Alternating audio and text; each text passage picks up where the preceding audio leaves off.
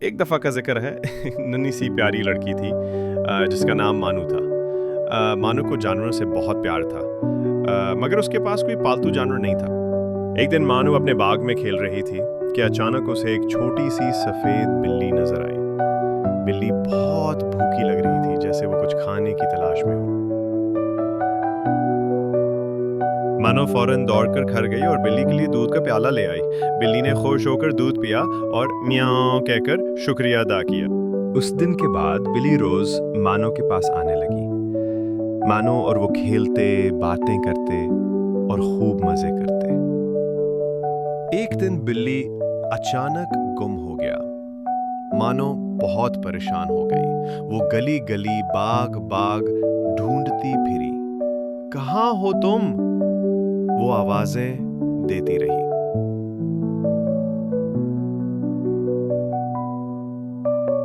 اچانک ایک درخت کے نیچے سے میاؤں کی آواز آئی۔ مانو نے دیکھا موٹو وہاں پھنسا ہوا تھا۔ وہ دوڑی، موٹو کو بچایا اور اسے گلے لگا کر خوب پیار کیا۔